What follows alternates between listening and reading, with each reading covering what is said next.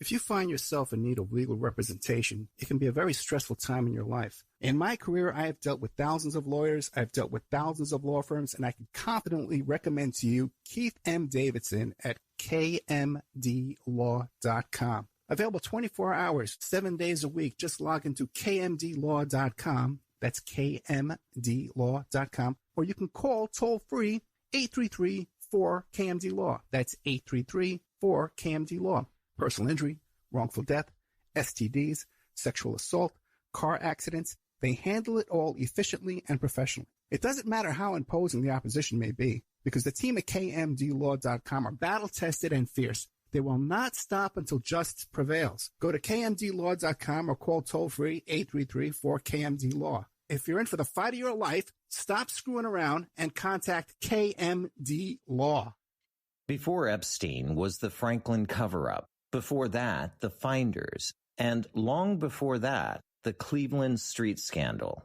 Pedogate Primer is a concise intro and overview of a growing child abuse epidemic worldwide. It features shocking instances of institutionalized and organizational pedophilia throughout history. Churches, cults, the world of arts and entertainment, the government, NGOs, charities, and major corporations are all complicit or culprits in many instances. Pedogate Primer delves into material that for many may seem like the stuff of conspiracy theories. For this reason, the book draws on academic resources, declassified documents, and other reliable sources, and steers clear of conjecture. Such shocking, true stories need no embellishment.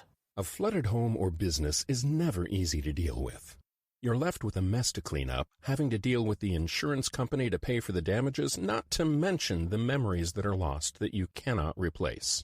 And Aquadam can be another tool in your arsenal to protect your home or business from the floodwaters, a hurricane storm surge, or the king tides. Give Aquadam a call at 707-764-2119 or look us up online at aquadam.net. We can help. We're also offering 10% off the price to anyone who mentions they heard this ad on the Opperman Report. Emailrevealer.com. People ask me all the time, hey Ed, are you still a private investigator? I sure am. Go to emailrevealer.com. We handle adoption investigations, infidelity investigations, where you give us your spouse's email address. We trace it back to online dating websites, catch them cheating online. Email tracing, locate or identify somebody from as little as an anonymous email address. Someone owe you money? Back child support? We can find that deadbeat, locate his hidden assets, locate his hidden bank accounts, find his current place of employment, and even assist you in obtaining a judgment and recover that judgment for you. Emailrevealer.com. Digital forensics, computer forensics, cell phone forensics, recover deleted text messages. Create a report that you can use in court. Emailrevealer.com. 800-572-9762. It's the Opperman Report.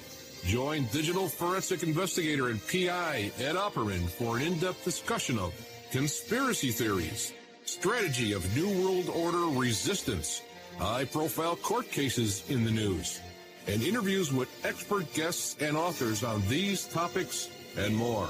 It's the Opperman Report. And now, here is investigator Ed Opperman.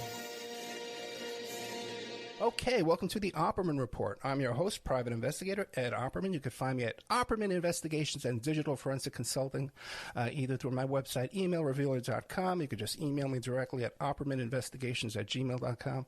If you like our show, be sure and check out our Patreon, Opperman Report Patreon. I got up there pretty exclusively. They're circulating now, but we had some pictures of Stephen Avery that were exclusive when I first put them up in the free section on Patreon, so be sure and check that out. I was also interviewed last night by Chuck Costello, and that's going to be going up in the Patreon too as well. Of course, our archives are free, and you can find them at Spreaker.com. And as a matter of fact, if you go to Spreaker, you could find our guest today, John Kiriakou, who was a former CIA agent, was actually thrown in prison for whistleblowing about all that torture that went on over there in the Mideast. So you can find our first interview we did with him, which was a 2-hour interview, covered a lot of material. But today we're going to be talking about a CIA hitman named Rick Prado, okay, who John worked with, and some other matters here. John, are you there? I sure am. Thanks for having me. Thank you so much. Now, did I butcher your name? No, Kiriakou. Perfect. I love you. Okay, great. Remind the audience, who is John Kiriakou? Well, I was a CIA officer for 15 years. The first half of my career was in analysis on the Middle East. The second half was in counterterrorism operations. After that, I went into the private sector a little bit, then went to the Senate Foreign Relations Committee as the senior investigator. I blew the whistle on the CIA's torture program in 2007. The CIA didn't appreciate that very much, and so they filed many charges against me. I ended up taking a plea deal, which is a story in and of itself, and did 23 months in prison. Proud of what I did, no regrets, would do it again. And since I got out of prison, which was about 7 years ago, a little bit more than 7 years ago, I've been writing, doing lots of radio. I've written 7 books, and just trying to stay relevant.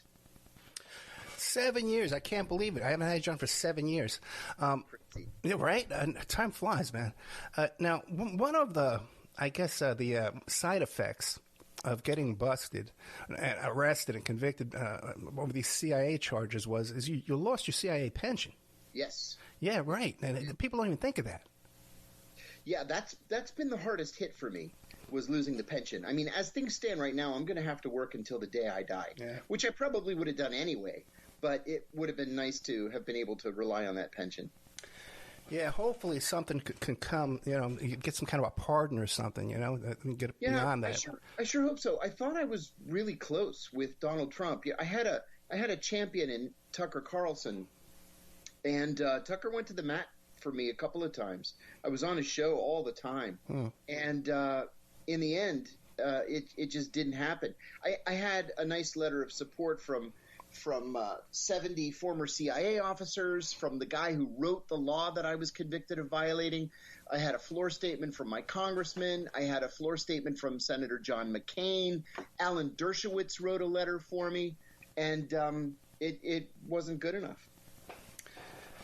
That's a shame. Hopefully something will come up, you're still a young guy, But now there was something in the paper, though, about Rudy Giuliani offering you a pardon in exchange for some cash, right?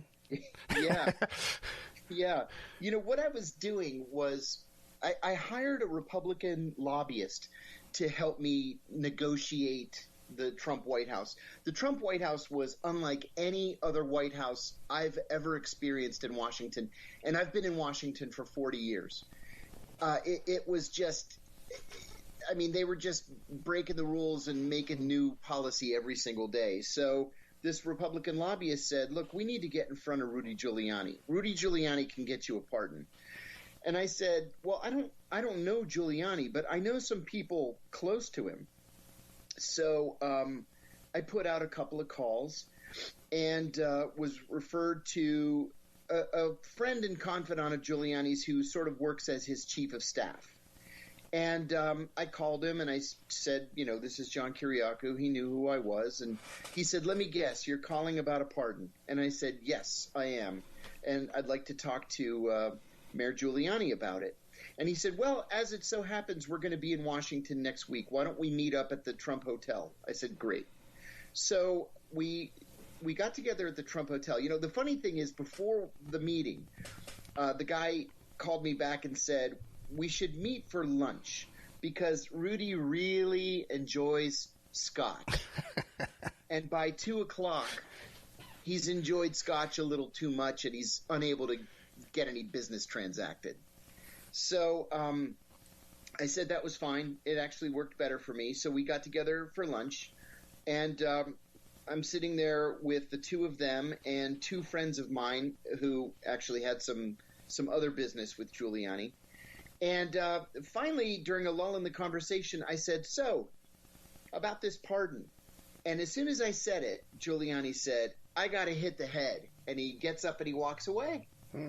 And I said to his friend, what just happened? And he said, you never discuss business with Rudy. You discuss it with me, and I discuss it with Rudy. And I said, okay. And the guy says, Rudy's going to want $2 million to do this. And I laughed. And I said, first of all, I don't have $2 million. I'll likely never have $2 million. Secondly, even if I did, why would I spend $2 million to recoup a $700,000 pension? That's ridiculous. And then Giuliani came back from the men's room, and we didn't discuss it again. And that was the end of it. And to tell you the truth, I just forgot about it until just before the end of the Trump administration, like just days before. I was invited to a book party at the Republican Club up on Capitol Hill, and I mentioned it to a friend of mine as, hey, get a load of this crazy story. And my friend, unbeknownst to me, reported it to the FBI. Wow. Yeah, and then the FBI called me, and I said, I don't have any complaint. I said, it wasn't a bribe. He wanted me to hire him as a quote-unquote consultant because that's how Washington works. You cash in on the importance of your name. So the FBI never followed up on it. I wouldn't have expected them to. And then I get a call from the New York Times, and they wanted to hear the whole story. So I ended up, it's funny, on the very, very final day of the Trump administration, I got a call from Tucker Carlson, who had been very, very kind to me and had actively helped me to try to get a pardon. And Tucker said, listen, I have bad news from the White House. I said, oh, no, what's happening? And he says, he's going to pardon little effing Wayne. Can you believe this? Little Wayne. And I said, I'm not exactly sure who that is, but if somebody named Little Wayne can get a pardon, then certainly I can get a pardon. And he said, well, you can come back on the show tonight. So I went back on the show the last day of the Trump administration, and I practically begged Donald Trump to pardon me, and nothing happened. I tell you, the way you describe that, I have pictures of Michael Corleone saying he has to get up and go to the bathroom. Yeah, it was so melodramatic, it was just ridiculous. Now, the thing, okay, now I'm kind of familiar with this story. Was this the book launch party, Birkenfeld's the book about the... Yes. Okay. It sure was. Okay. How did you know that? Because I had Birkenfeld on the show. And, okay. And plus, I've known Bo Dietl for years. We're not in contact now, but we used to be very close friends back in the 80s in New York City. He's a dear, dear close friend. I love him. But now, okay, so because now at the Birkenfeld party, also too, the figure of $2 million was being bounded about involving the sale of Hunter Biden's laptop. Oh, how interesting. I didn't realize they were asking for $2 million. Yeah, the word I got was that Abloh's brother wanted to monetize the laptop at that same party for $2 million. So, but that was like, it was never offered to you like, hey, John, you go and get this laptop for us. Maybe that I could have pulled off. That's it. Cash, I couldn't do it. Yeah, you tunnel in there, right? It's your old CIA. Okay, man, great. Okay, so nothing came out of that. Now, the friend who tipped off the FBI, is he still your friend? It's funny. Yeah. He called me and he said, please don't hang up on me. And I said, no, I'm not going to hang up on you. It's not my nature. He says, I'm calling to ask for your forgiveness. And I said, yeah, I forgive you, but why would you do something like that? I have enough problems in my life. Yeah. I don't need to be on the front page of the New York Times. It's just too much.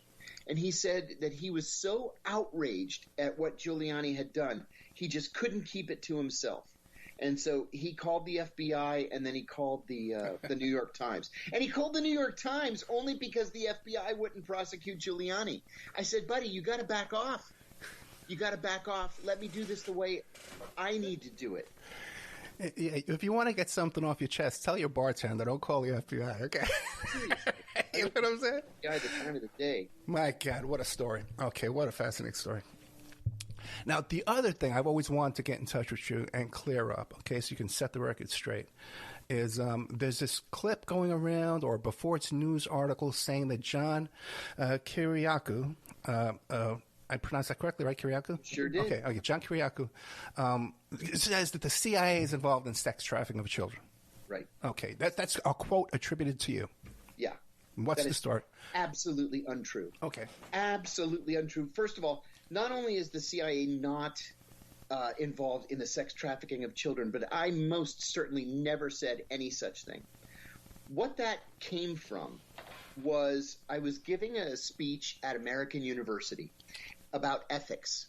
And I said that at the CIA, there are no ethics classes. You have to go into the CIA confident in your own moral compass, because there's not going to be anybody to tell you what's right and what's wrong, what's legal and what's illegal. So you have to be confident in yourself. And I said, for example, I'm going to use a hypothetical situation. And I do this all the time in my speeches, especially at colleges and universities, because I want the audience to really think about it. I said, let's say that you are a CIA case officer and you've recruited a penetration of a foreign intelligence service. Let's say it's Al-Qaeda, ISIS, Hezbollah, it doesn't matter, but they're the real deal and they're really dangerous. So you've recruited a guy who's a bona fide terrorist, and he's working for you for a year, 2 years, and he's giving you actionable intelligence that allows you to disrupt attacks and to save American lives. So you meet with him once a month in a hotel room somewhere in the Middle East, Amman, Cairo, Damascus, wherever. And then one day you go to do the meeting and he says to you, listen, I've given you everything you've ever asked for, and everything I've told you is true. Now you're going to do something for me. You're going to go get me a prostitute. I said, how many here in the room would get him the prostitute? And usually about half the hands go up. And I said, the correct answer is yes. At the CIA, you would get him the prostitute. This is a despicable thing to do, but you deal with scumbags. It's your job to cultivate relations with dirty, dangerous people. So if he asks you for the prostitute, sure, go get him the prostitute. But what happens if he asks you for a child prostitute? How many would do that? And usually nobody raises their hand. Once in a while, you'll get one or two people who very tentatively will put their hand up. And I said, the answer is absolutely not. Not under any circumstances should you go out and seek a child prostitute to give to this man. But the problem is that there's no rule at the CIA saying you can't do this. You have to know in your heart that it's the wrong thing to do. I said, that's why you have to go in with your own level of ethics. That's what I said. It's the same speech that I give at every university I go to. And then the next thing I see is all over the internet, and I'm getting emails, like dozens of emails, thanking me for exposing child sex trafficking at the CIA, these cabals of child sex people in Washington. It's like, what the heck happened? I didn't even know where it came from. But I never did any such thing. This was just the basic standard speech that I've had cleared by the CIA's Publications Review Board, by the way. Same speech that I give all the time. It's a shame because these people, they're so well-meaning. Their hearts are in the right place. You know what I mean? You're absolutely right. And they're just being taken advantage by hucksters and But no, what about though, like when you were working in the Mideast, the stuff you hear about the dancing boys in Afghanistan, a lot of that was condoned by at least by these contractors, right? Absolutely. Yeah. Yeah, that absolutely happened. And it was utterly disgraceful. Criminal. Was there any policies or procedures in place where you could report someone for that, or? Yes. That's kind of a hard question to answer. Excuse me. The easy answer. Sorry. They got him. They got to John. The poison pill. The easy answer is yes. You can report it back to your leadership. You can report it to the Inspector General's office. And to the best of my recollection, those reports were about contractors and military officials that were sort of allowing that to happen. And, I remember people defending that at the time and saying, well, this is a part of Afghan culture. Yeah, it is. It's a part of Afghan culture. It's a part of Yemeni culture to marry 8-year-olds. Wow. But that's not cool either. So we shouldn't have any role in this at all. It's just wrong. Yeah, I was supposed to have an attorney come on the show once and talk about a lawsuit along those lines. And one of the things was you hear these stories about how people working on the base would turn against our soldiers and start shooting up the place. And then you'd find out that it was because the kid was one of those dancing boys when he was a kid, and he was still scarred by this his whole life. So. Yeah, I believe that. Yeah. I believe that. What do you make of this, what's going on in Ukraine, real quick? Well, I work for a Russian radio network, Sputnik News. With that said, they've never, ever asked me to say anything or to not say anything. I've never been asked to change an opinion or to squelch my own opinion. So I want to start my answer to your question by saying that I oppose the Russian invasion of Ukraine unreservedly. The Russians were wrong to cross that border. This is a violation of international law. It's a violation of the human rights of all Ukrainians, and they should get out immediately. With that said, the issue is complicated. The Russians were legitimately frightened about NATO expanding right up to its borders. Already, the Baltic states are NATO members: Lithuania, Latvia, and Estonia. And in the 1990s, the early 1990s, Bill Clinton personally promised, he guaranteed that NATO would not expand eastward. And it expanded eastward unchecked. Poland joined. Like I said, the Baltic states, Romania, Bulgaria, and the next thing you know, here's Ukraine. Well, the Russians were tired of being lied to, and they put their foot down. Like I say, I'd like to see them get the heck out of Ukraine immediately. I think that Vladimir Putin has committed grave crimes by ordering and leading this invasion, and I'm hoping for the best that it ends quickly.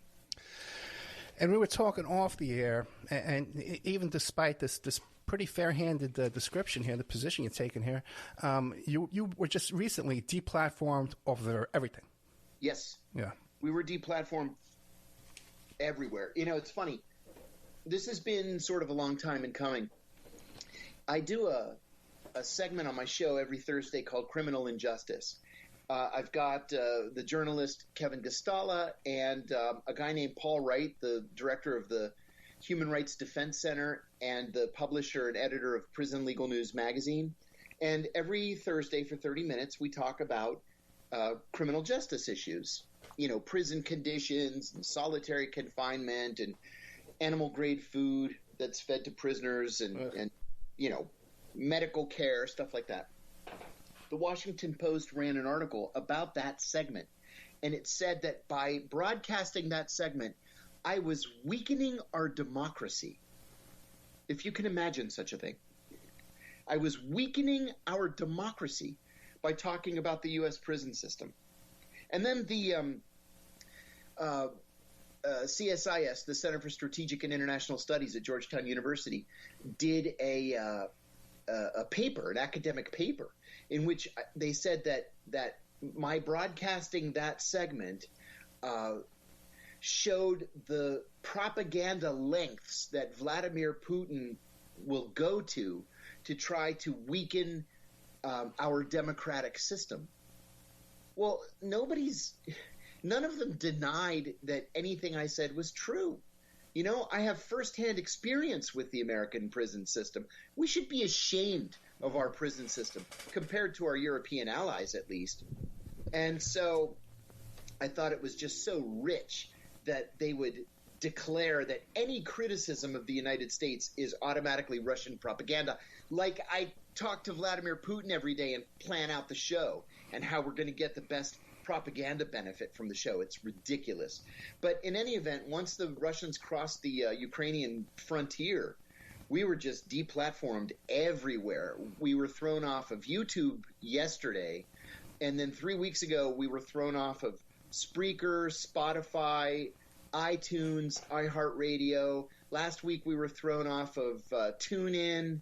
And so the only place where we appear now is Rumble. Right. It's crazy that Rumble, which was set up as, the right-wing alternative to YouTube, is the only place where people can really exercise their freedom of speech. Yeah, the real threat to democracy is this privatized censorship of the private sector. Amen. And because just having you on the show now, it puts fear into my heart that I don't want to get demonetized and deplatformed. Right. So it has a chilling effect on freedom of speech and freedom of the press. It's just outrageous. And I think that's exactly what they want. I think yeah. You think so? Yeah, it seems like they're putting a lot of effort in. Now, recently, too, I had Barrett Brown on the show recently, and I've had Reality Winner's mother. I had her on the show. I tried to get Reality Winner to come on the show, and she tells me, and I can't because they're all over me. I got to watch my back here. Yeah, the sad story about Reality Winner is they've gone after her for whatever reason. They've gone after her even more than they've gone after any of the other national security whistleblowers, to the point where they won't allow her to do interviews. Yeah. And she and I have talked about this, and I said, I really believe that this is challengeable in court. Like, for example, when I first got out of prison, I was offered a job at a think tank in Washington, the Institute for Policy Studies. They offered me a job that would allow me to write about prison reform issues. And the Bureau of Prisons said that it would be inappropriate for inmate Kiriakou to write about prison reform issues. And I said, inmate Kiriakou, and I wasn't an inmate at the time, I was home. I said, inmate Kiriakou never gave up his First Amendment rights to freedom of speech. And so I took the job, and I dared them to do something about it. And they backed off. Were you still on parole? Well, there is no federal parole. Okay. I had 2 years of probation, but that is you check in once a month and assure your probation officer that you haven't been arrested in the previous month. Right. So the Bureau of Prisons doesn't get to decide where I work and where I can't work. Yeah, that's right. No, the Bureau of Prisons made that comment, but what about the probation department? Did they have a comment on this? She had approved it. Oh, boy. She had approved it, and then the BOP came back and said, no, Kiriakou's not allowed to criticize us. I said, yeah, that's what you think. Yeah, it's kind of like what they did to Michael Cohen. They did the same thing to him, too. Very much so, yes. Oh, boy. So I was going to ask you, I have here in my notes, have you had any retaliation from the CIA since your big whistleblowing episode? Has there been more retaliation, or is this about it? You know what? If you had asked me a week ago, I'd say no, nothing. But just in the past week, I sent in, every time I write something that has to do with intelligence, I have to send it to the CIA's Publications Review Board for review. They're supposed to make sure that it doesn't reveal any classified information. So my publisher, I've published 7 books now and contributed to an 8th. My publisher had asked me to write a series of 4 books: The CIA Insider's Guide to the Iran Crisis, The CIA Insider's Guide to Surveillance and Surveillance Detection, The CIA Insider's Guide to Lying and Lie Detection, and the CIA Insider's Guide to Disappearing and Living Off the Grid. So the Iran book came out like 2 years ago. The next 3 books are supposed to come out May 25th.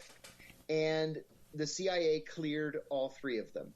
And then last week, I get an email saying, oh, hey, by the way, that book that you wrote, the Insider's Guide to Surveillance and Surveillance Detection, we cleared it, but there's another governmental entity that wants to review it because they may have an objection. So I wrote back and I said, well, I never signed any secrecy agreements with any other federal government entity. If you guys cleared it, then it's cleared and it's going to be published. And so they called me, which they're not supposed to do because everything is supposed to be in writing so we can prove our side in court, right, if we have to go to court. But they called me, and I said, look, at least be honest and tell me, was this the FBI harassing me? And the guy said, no, it was NSA. I said, why in the world would NSA care about a book that talks about conducting surveillance or surveillance detection? You know, where you're just driving around in a car following somebody, or driving around making sure that nobody is following you. And he said, I don't know, but they said they need it until April 22nd. So I don't know if that's harassment or not. I will add one other thing. When I was in prison, I became very friendly with the Italian contingent. And when I say Italian, I mean Italians named Gambino, Lucchesi. You know, you get the idea. Sure. So somebody came to my door one night and rang the doorbell. It was about 7:30.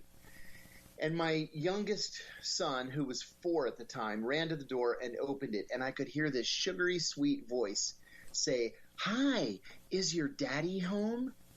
And I thought, oh, you SOBs. So I went to the door, and I was kind of rude. I said, may I help you? And this guy in a suit shows me his badge and breathlessly says, "Hi, Mr. Kiriakou. I'm Agent Smith with the FBI, and this is my colleague, Agent Jones." And I said, "You guys have some nerve coming here. You know I'm represented by counsel. I don't talk to you guys." "Oh," he says, no, Mr. Kiriakou, it's not about your case. It's about something else. We were hoping we could get your help." Well, again, very gutsy to come and ask me for help. So the guy says, "We know that when you were at Loretto, you were friends with Peter the Rabbit Calabrese." I said, "So?" "Well, Mr. Kiriakou, we have reason to believe that Pete is home now. He got out." I said, "Yeah, so good for Pete." "Well, Mr. Kiriakou, we have reason to believe that Pete may have taken over leadership of the Bonanno crime family." And I said, "Oh, and you want me to rat out a 5 families boss? Get off my property." And I closed the door, and I called my lawyer. And then he called me back, and he said, they said that they'll never come to your house again. And that's how we left it. Well, never a dull moment for John Kiriakou. I'll tell you that, man. No, but John, you mentioned that you wrote all these books. I actually went looking on Amazon for your books right before the show because I said, let me promote the books for him. I couldn't find any. Yeah, they're on Amazon. Oh, they name correctly? I copied from Wikipedia. Huh. Let me look. While we're talking, I'm going to take a quick look. Well, we got to take a commercial break anyway, so this is a good time for John to check on Amazon and see if they're screwing with him too in the past 24 hours. God forbid. I hope that's not happening. I'd hate to be the bearer of bad news. But we're talking to John Kiriakou. You could find him at his website, which is johnkiriakou.com. And also, too, we're going to be talking about this article he just wrote about Rick Prado. In Covert Action magazine. I was so I enjoyed the article so much. I was so inspired. I went and I purchased all the back issues of Covert Action, which you could do. So it'll be coming in the mail shortly. We'll be right. Awesome, right? I'm looking forward to it. So we'll be right back with more of John Kiriakou after these messages. And now a word from our sponsors. If you find yourself in need of legal representation, it can be a very stressful time in your life. In my career, I have dealt with thousands of lawyers, I've dealt with thousands of law firms, and I can confidently recommend to you Keith M. Davidson at kmdlaw.com. Available 24 hours, 7 days a week. Just log into kmdlaw.com. That's kmdlaw.com. Or you can call toll-free 833-4KMD-LAW. That's 833-4KMD-LAW.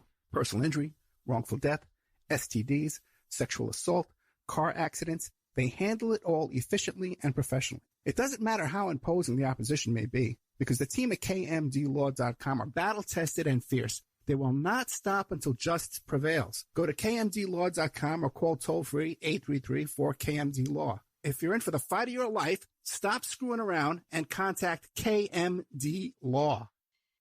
Thank you so much for listening to the Opperman Report. I want to welcome all our new listeners at WWPR 1490 AM in the Tampa Bay area. We're brand new down here. We're getting a nice warm welcome. We have great advertising opportunities for local sponsors, local businesses, but also international websites and international companies too on our other stations in California, Nevada, Utah, and on the internet worldwide. But down here in Tampa Bay, Florida, we have some great opportunities for you to come in and get very, very affordable advertising rates. Get a hold of me at oppermanreport@gmail.com and we'll cut you a good deal. A flooded home or business is never easy to deal with. You're left with a mess to clean up, having to deal with the insurance company to pay for the damages, not to mention the memories that are lost that you cannot replace. An Aquadam can be another tool in your arsenal to protect your home or business from the floodwaters, a hurricane storm surge, or the king tides. Give Aquadam a call at 707-764-2119 or look us up online at aquadam.net. We can help. We're also offering 10% off the price to anyone who mentions they heard this ad on the Opperman Report. Emailrevealer.com. People ask me all the time, hey, Ed, are you still a private investigator? I sure am. Go to emailrevealer.com. We handle adoption investigations, infidelity investigations, where you give us your spouse's email address. We trace it back to online dating websites, catch them cheating online. Email tracing, locate or identify somebody from as little as an anonymous email address. Someone owe you money? Back child support? We can find that deadbeat, locate his hidden assets, locate his hidden bank accounts, find his current place of employment, and even assist you in obtaining a judgment and recover that judgment for you. Emailrevealer.com. Digital forensics, computer forensics, cell phone forensics, recover deleted text messages, create a report that you can use in court. Emailrevealer.com, 800-572-9762. It's the Opperman Report. And now, here is investigator Ed Opperman. Okay, welcome back to the Opperman Report. I'm your host, private investigator Ed Opperman. You can find me on Twitter and Instagram at Opperman Report. We're talking today to former CIA agent, a convicted whistleblower, John Kiriakou. And we did find his Amazon. He's got all these books up there, a bunch of dozen books he's written. Doing Time Like a Spy, How the CIA Taught Me to Survive and Thrive in Prison, How to Disappear and Live Off the Grid, a CIA Insider's Guide. This is great stuff, man. Lying and Lie Detection, a CIA Insider's Guide. I would love to pick that up. Surveillance and Surveillance Detection is all great stuff. Convenient Terrorist, Two Whistleblowers, Stories of Torture, Terror, Secret Wars, and CIA Lies. So go to his website, John Kiriakou. And .com and find that there. But we're talking today, too. I invited him to come on the show to talk about this piece he just wrote in Covert Action magazine. I invite him on about this, then I bring up everything else in the world. CIA Shadow Warrior covers up past as mob hitman in new memoir being celebrated across mainstream media. John, let her rip. Well, Rick Prado was a 30-plus year veteran of the CIA. I worked briefly for him when I was at the CIA in the Counterterrorism Center. He was the chief of operations there. And before that, he did some work in something called the Special Activities Division. You can draw your own conclusions as to what they do for a living. But Rick Prado retired, a while ago now, about 10 years ago, and retired to Florida and wrote a book. And the book is a very typical, normal CIA memoir. He emigrated with his parents from Cuba immediately after the Cuban Revolution. They fled communism. And through the course of this book, he tells you how viscerally he hates communism. You know, like, I wanted to double tap those guys.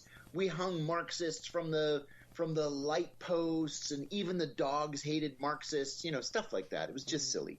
And then there are like 120 pages of Afghanistan and what he did in Afghanistan. It's all fine and good. But the point of the book review was I said there was something that he left out that I think the reader has a right to know. There have been credible reports in Florida newspapers and in Vanity Fair magazine that before joining the CIA, Rick Prado was a hitman for the Medellin cartel. And These articles said that he was being investigated by Miami-Dade police for 7 contract killings, including the stepson of Meyer Lansky, who helped to found the modern American mafia with Lucky Luciano. And Rick had covered his tracks so well that the Miami-Dade police were never able to build a case against him. And he was able to pass the polygraph into the CIA and made a very long and successful CIA career. So I go on to say, look, I don't know if he was a hitman. I don't know if he was a drug trafficker. I don't know if he came to the CIA from the Medellin cartel. But I do know that a CIA psychiatrist once told me that the CIA actively seeks to hire people who have sociopathic tendencies, not sociopaths. Sociopaths have no conscience. They're impossible to control, and they blow right through the polygraph exam. People who have sociopathic tendencies do have a conscience, but are comfortable working in moral and legal gray areas. The problem is when you're looking for people who have sociopathic tendencies, the actual sociopaths frequently slip through the cracks. So I said, I don't know what he's done, but I think that if he's going to come out with a memoir that is celebrated in the Washington Post and the New York Times and CNN and Fox News, he at least owes the reader an explanation of what in the world he was doing for a living through the 1980s. Okay, now this is fascinating stuff, okay? So my first question is, you say he's living in Florida. Do you know where in Florida? Yeah, in St. Augustine. Okay, good. A little distance there, because I moved down to Florida myself. I got to watch my step down here, man. I just got here. I'm not quite set up yet. Okay, I got to watch my step. Now you said too that you worked for this fellow for a short period of time. Hello, goodbye, good morning, that kind of stuff. Yes. Were you aware of his reputation at that time? No. In fact, I even asked a colleague before Rick was promoted to chief of operations in the Counterterrorism Center. We sat like 20 feet away from each other, and every morning he'd come in and he'd say, "Hey, John." I'd say, "Hey, Rick. How was your weekend?" "Good. How was yours?" "It was good." And then he'd go sit in his cube, and I was sitting in my cube. And finally, I asked a colleague of mine, "What exactly does he do here?" And my friend looked at me and he says, "John, he works for the Special Activities Division. What do you think he does here?" And I was like, oh, okay. I knew not to ask any more questions. Gotcha. Now, my understanding of CIA recruitment is they go to colleges, like American University, like you mentioned before. That's a hot spot, right? But to get these other type of guys, where do they go searching them out? Well, post 9/11, well, first of all, you're right. A lot of recruitments are made at colleges. I would go so far as to say probably a plurality of the recruitments that the CIA makes are at colleges. Right. I was recruited in graduate school, for example. But post 9/11, a lot of those recruitments are from guys who are looking to get out of special forces. The CIA has a lot of Navy SEALs, Army Rangers, Green Berets, tough guys, guys who can parachute in, pop off a couple of shots, grab a target, and then get out. But even earlier, there were a lot of people. How should I say this? In certain parts of the world, there are indigenous, ongoing, low-level wars, right? Oftentimes, those wars center around the international drug trade. And CIA and DIA are competing agencies. The CIA's job is not to deal with international drugs. It's not to stop drug traffickers, for example. That's DEA's job. CIA's job is to recruit spies to steal secrets, period. And so oftentimes, if you want to infiltrate a group like the Medellin cartel or the Cali cartel, or any of the Mexican cartels for that matter, you need to get close to them. And, then you make your recruitment. Well, it's possible, it's conceivable that that's how it worked out in his case. Again, I don't know. I'm speculating. I'm not saying that Rick Prado was a drug trafficker. I'm not saying that he was a hitman. I'm saying there are reports out there saying he was a drug trafficker and a hitman. Gotcha. So then, in more generalities, because neither one of us want any problems, right? Yeah. we're a couple of old fat guys. We don't want any beef. Got right? Enough problems. Read this one on top of it. Tell me about it. I know, man. But I had Ricardo Morales, the son, on my show. His father was Monkey Morales, right? CIA sniper training guy, right?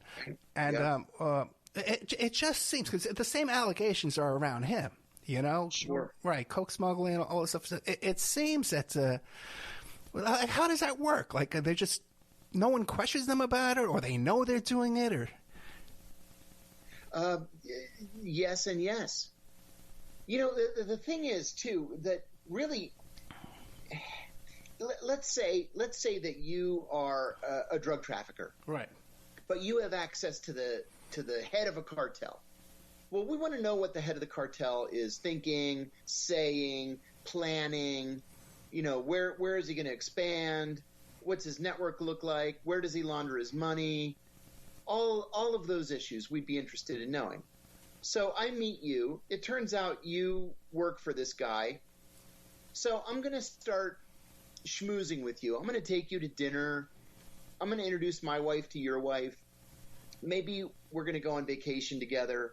I'm going to spend some money on you, maybe a lot of money on you. And then I'm going to pitch you.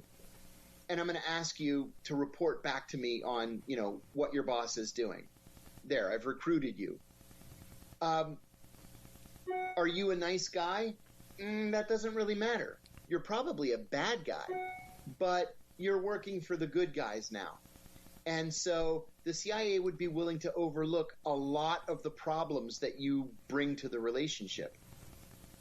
So long as you're productive, so long as you give us actionable intelligence, so long as you expand our body of understanding of that cartel.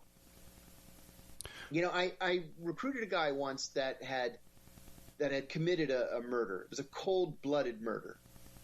And when it got time to the point of recruitment, he said to me, look, I killed this guy a couple of years ago. Well, I knew he had killed the guy. And I said, I'm not your confessor, right? You and I have a business relationship. I don't care what you've done in the past. It's none of my business. So long as you give me the information that I need and I pay you the salary that you earn, that's our relationship. I don't care what you've done before we met. And that's really the CIA view. So someone who has a background in this area of drug smuggling becomes an informant for Central Intelligence, right? And they kind of say, well, here's my business card. If you get pulled over, don't worry about it. Just they have them call me up, and we're going to get you out of this. No, go ahead. If you get arrested for something like big and you're looking at like significant prison time, there are two ways that this can play out. Number one, the station chief might go to the head of your country's intelligence service and say, look, I'm going to ask for a favor. This guy you arrested over here, he's actually my guy. So can you please let him go? 99 times out of 100, they're going to let you go.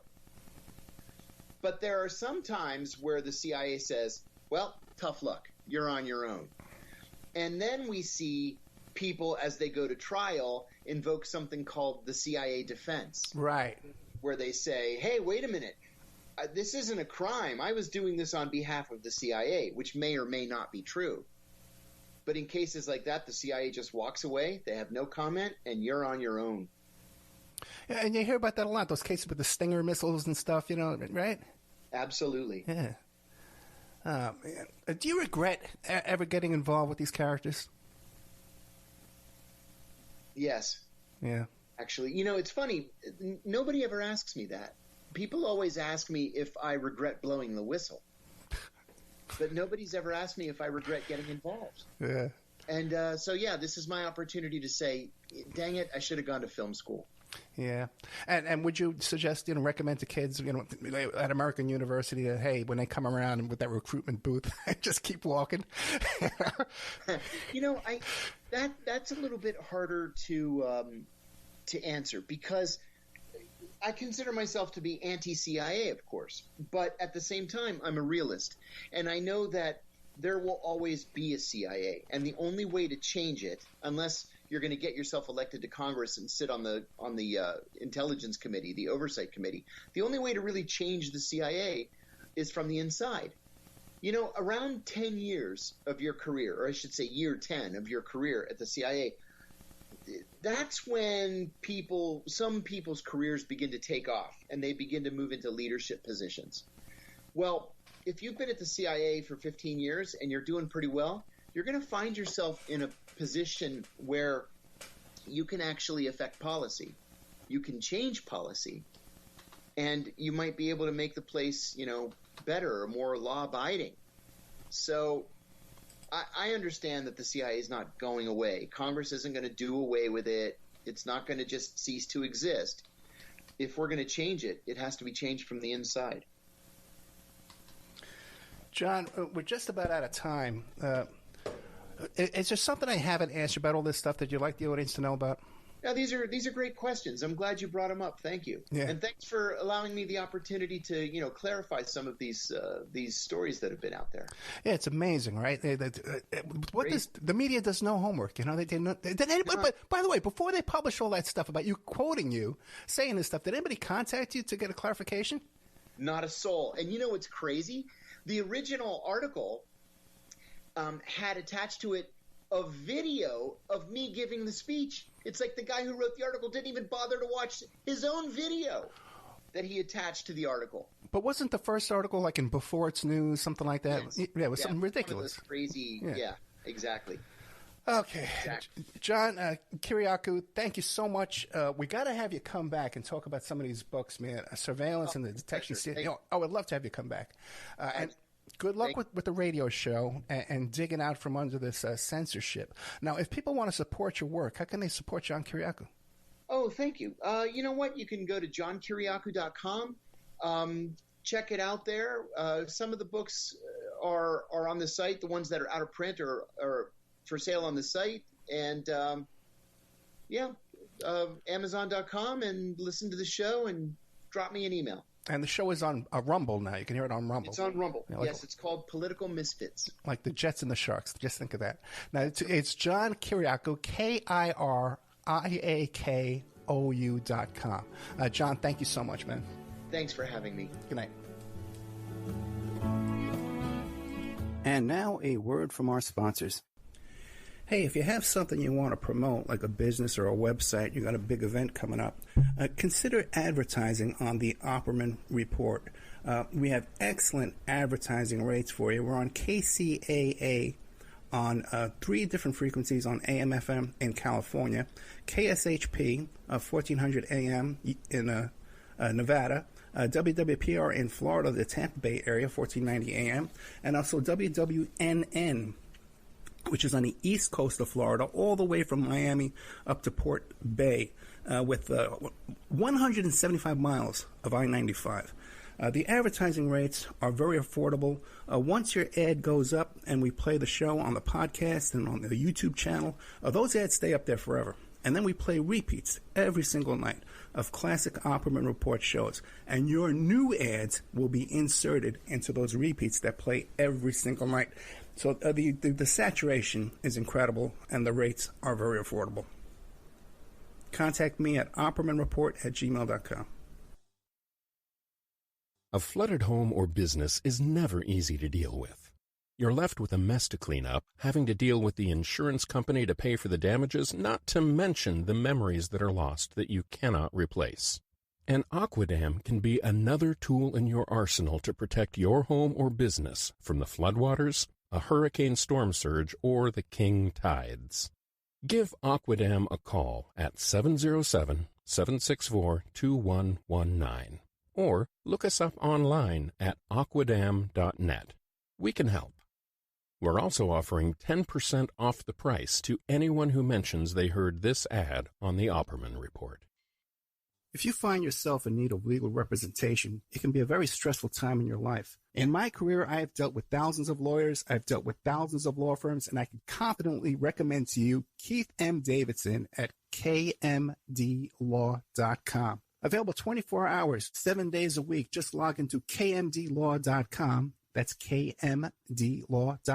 Or you can call toll-free 833-4KMD-LAW. That's 833-4KMD-LAW. Personal injury, wrongful death, STDs, sexual assault, car accidents. They handle it all efficiently and professionally. It doesn't matter how imposing the opposition may be, because the team at kmdlaw.com are battle-tested and fierce. They will not stop until justice prevails. Go to kmdlaw.com or call toll-free 833-4KMD-LAW. If you're in for the fight of your life, stop screwing around and contact KMD Law. Before Epstein was the Franklin cover-up. Before that, the Finders. And long before that, the Cleveland Street Scandal. Pedogate Primer is a concise intro and overview of a growing child abuse epidemic worldwide. It features shocking instances of institutionalized and organizational pedophilia throughout history.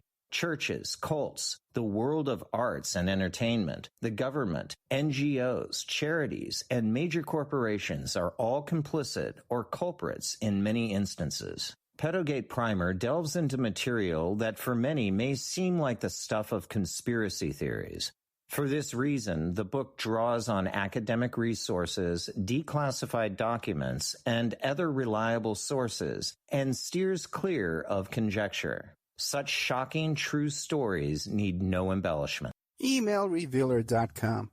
People ask me all the time, hey, Ed, are you still a private investigator? I sure am. Go to emailrevealer.com. We handle adoption investigations, infidelity investigations, where you give us your spouse's email address. We trace it back to online dating websites, catch them cheating online. Email tracing, locate or identify somebody from as little as an anonymous email address. Someone owe you money? Back child support? We can find that deadbeat, locate his hidden assets, locate his hidden bank accounts, find his current place of employment, and even assist you in obtaining a judgment and recover that judgment for you.